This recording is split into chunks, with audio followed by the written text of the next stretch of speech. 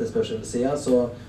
det de faktorene som har vært innom. Det jo særlig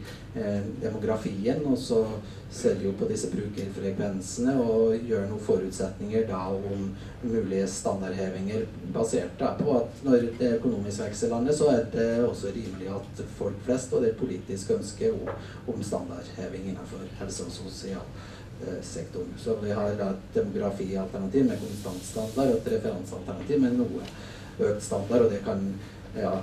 også være på en måte som at det en balansert alternativ hvor en tar hensyn til at helsetilstanden på hvert alderstrinn bedrer seg. Så har vi da, og allerede da var jo denne samhandlingsreformen på trappene, så vi har noen alternativ da.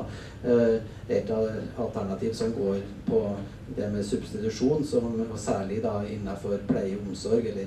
primærhelsetjenesten, hvor det nok kan være ønskelig å øke andelen høyskoleutdannede. Og så det også et sånn mer rendyrkealternativ hvor vi for på en måte gitt totalsysselsetting forskyve fra spesialisthelsetjenesten til primærhelsetjenesten, og sammen da kan de to beregningene sies å være et uttrykk for effekter av samhandlingsreformen. Og hovedresultatene fra disse beregningene da, det det at med de 20 gruppene som inngår, og det da altså bredt tolka eller bredt oppsummert ved at det helse- og sosialpersonell, så at de blant annet inneholder barnevernspedagoger og sosionomer. Så ble det da i utgangsåret da utført 257 000 årsverk, og da ser vi det at fordi at utdanningskapasiteten, eller andelen som tar den type utdanning, har økt så mye som det har gjort i løpet av de 10-20 siste årene, så jo de kullene som kommer ut i yrkesaktivitet, de mye større enn de som går av med pensjon. Så uten å gjøre noe med utdanningen, så vil vi få 100 000 flere årsverk utført av helse- og sosialpersonell i 2030 sammenlignet med 2007. Så at det går mer eller mindre av seg selv med hvis alt fortsetter som i dag. Og vi ser det at det omtrent tilstrekkelig da, for oss å møte den økningen i behovene som følge av den demografiske utviklingen. Men så det antagelig rimelig å tro at økningen i behovene blir noe sterkere enn det, og med en sånn nøktern referansebane, som i tråd med hva som helt klart i tråd med hva som mulig ut ifra økonomiske restriksjoner, så blir det rundt 40 000 i underskudd. Og hvis vi også da sier at helse- og sosialsektoren vil bli prioritert i enda større grad, og uten at det noe sånn spesielt urimelig, så kan det bli ytterligere 40 000 til, sånn at det kan bli 80 000 i underskudd i 2030, med mindre en setter i verk tiltak for å øke utdanningen. Og det vi ser da, det jo for de gruppene der slår klarest ut, det jo at det helt klart for få som tar utdanning som helsefagarbeidere. Og det vil jo helt åpenbart skape problemer, for de må jo da erstattes med noen andre grupper da, og da jeg skal komme tilbake til det da, i hvilken grad det rimelig å tro at noen må erstattes da med sykepleiere og andre med høyskoleutdanning, men så vil det også sikkert være sånn, og det tror jeg de som følger med det som skjer i kommunene ser da, at det blir ansatt mange ufaglærte i stedet. Men ellers da, så ser vi også med de forutsetninger som vi legger til grunn da, så blir det etter hvert mangel på sykepleiere og bioingeniører, fysioterapeuter, helsesøstre, jordmødre og tannleger. Mens det derimot da overskudd, eller for mange som tar utdanning som barnevernspedagoger, sosionomer og radiografer. For leger så det noenlunde i balanse, sånn at med de legene som utdannes i utlandet, så utdannes det nok leger, og så det litt avhengig av forutsetningene, både med samhandlingsreformen og dette med å erstatte at høyskoleutdannet personell skal inn og erstatte de ufaglærte, det har betydning for ergoterapeutene og vernepleierne og tannpleierne. Her er det også noen spørsmål om oppgaveglidning i forhold til tannlegen, men det skal ikke jeg gå noe mer inn på her. Og så er denne modellberegningen våre, de sliter vi litt med, tror vi, når det gjelder farmasøytene og psykologene, så det vil ikke jeg si noe mer om. Og så er det spørsmålet da, greier vi å rekruttere nok? Ungdomspulla er nå på rundt 60 000, og allerede med dagens utdanningsnivå så er det rundt 16 500 som kommer inn på sosialfag, så det er 27%. Og om det opprettholder den andelen, da, så vil vi få 100 000 flere årsverk i 2030 av seg selv. Men så er det trolig da for lite for oss å fylle behovet, og det har jo da, vi har jo sagt, eller ja,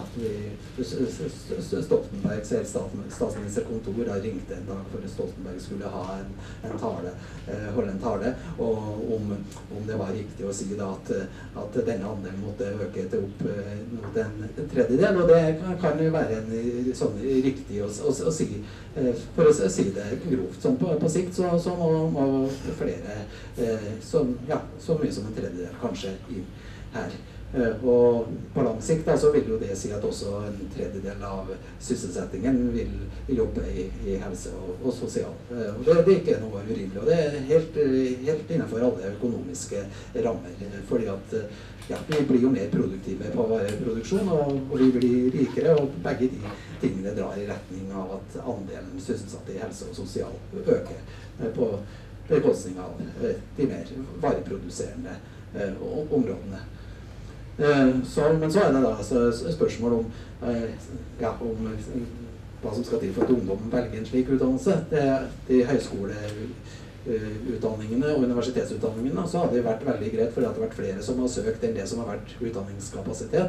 Og så da er det et veldig enkelt virkemiddel for myndighetene også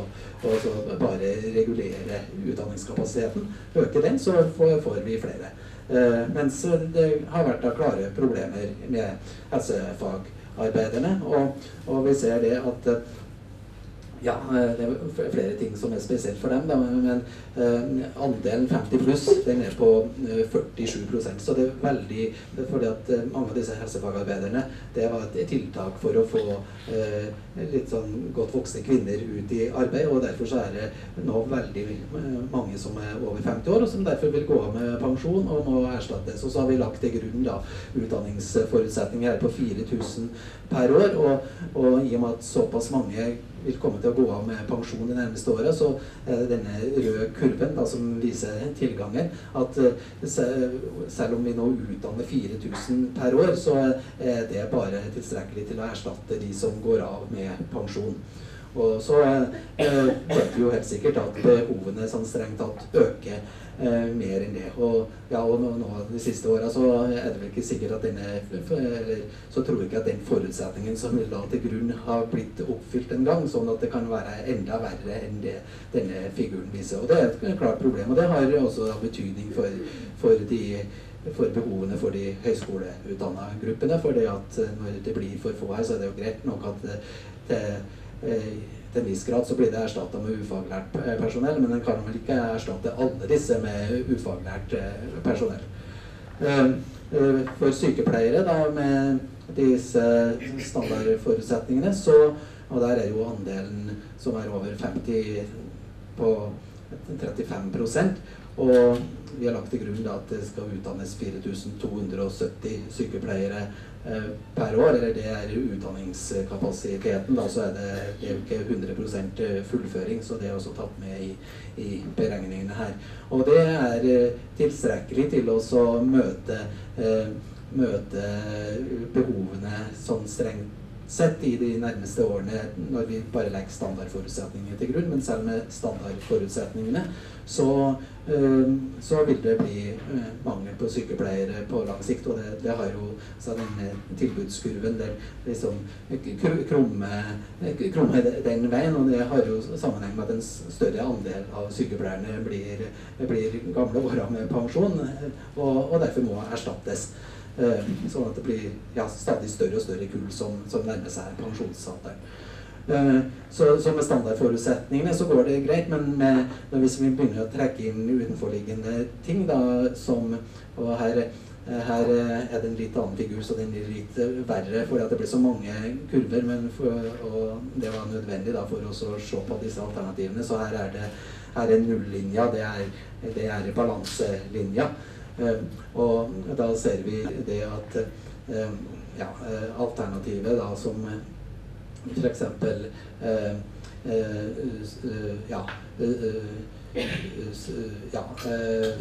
forresten det virker det drar ikke så forferdelig mye ned da med sykepleierne, men under bestemte forutsetninger da, som særlig da hvis sykepleierne, det er ikke tatt skikkelig inn her at sykepleiere skal inn og erstatte veldig mange helsefagarbeidere, men med noe sterkere antagelse om det, så vil det innebære at underskuddet blir større, og selve da en omflytting fra spesialisthelsetjenesten til primærhelsetjenesten. Sykehusene er med, sånn som det er per i dag, så er de mer sykepleierintensive enn primærhelsetjenesten, i hvert fall lite grann, så det bidrar til å dempe behovet for sykepleiere, mens det å erstatte at sykepleiere skal erstatte helsefagarbeidere og annet ufaglært personell, det drar jo da oppover og kan bidra til at mangelen blir større, og særlig det da at vi ikke her har trekt inn noen sånn direkte implikasjoner av at det blir så stor mangel på helsefagarbeidere, innebærer at denne sykepleiermangelen som kommer fram av denne figuren, den er antagelig undervurdert. For legene så er det som sagt sånn at det går i balanse, og det viktigste forutsetningen der er egentlig dette med utdanningskapasiteten, at vi utdanner sånn 450 leger i utlandet hvert år. Og så er den siste gruppen da, som jeg illustrerer, det er vernepleiere. Med standardforutsetningene så kan vi si at det utdannes for mange vernepleiere rikelig, men når vi tar i betraktning da at det blir for få helsefagarbeidere, så er jo da vernepleiere en sånn åpenbar gruppe som da kan gå inn i den grad det er helsefaglig mulig, og utføre en del av de oppgavene. Og vernepleierne er også en sånn gruppe da, som vil få økt etterspørsel på grunnlag av samhandlingsreformen. Så hvis vi ser den nederste blå kurven der, som heter for substitusjon og primærhelse, og som på en måte da kan være et uttrykk for samhandlingsreformen, eller så langt vi greide å presisere det da vi gjorde disse beregningene i 2008-2009, så kan det tenkes det at det er bruk for de vernepleierne som blir utdannet, selv om det da blir jo en betydelig økning her, så vi ser jo det at med dagens utdanningsforutsetninger så vil vernepleierne tilby dobbelt så mange årsverk i 2030 som i dag. Så det er en betydelig økning, for dette er en veldig ung yrkesgruppe. Vi ser at andelen som er over 50 år, den er bare på 23%. Så oppsummeringsmessig da, så regner vi med da et klart økende sysselsettingsbehov i helse- og sosialsektoren. Det er noe som helt sikkert kommer, og handlingsregelen og økonomiske betingelser gir rom for en klar økning i ressursbruken i sektoren fram mot 2020 i alle fall, og det gir også noe rom for vekst etter 2020, men da blir de økonomiske utsiktene mye mer strammere, fordi at det blir så mange gamle, det koster veldig mye, da. Det er ikke bare helse og sosial, disse skal ha alderspensjon også. og bare det øker utgiftene på offentlige budsjetter mye selv etter pensjonsreformen.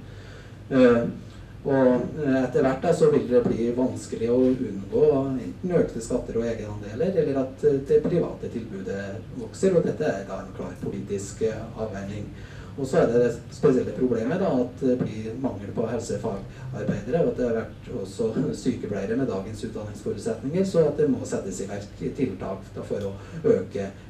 utdanningen. Og at andelen da, som tar helse- og sosialfaglig utdanning da, må økes fra dagens 27%, det er noe som er helt nødvendig for oss å fylle disse behovene. Og så er det da spørsmålet hva skal til for at ungdom velger slik utdanning og står i arbeid.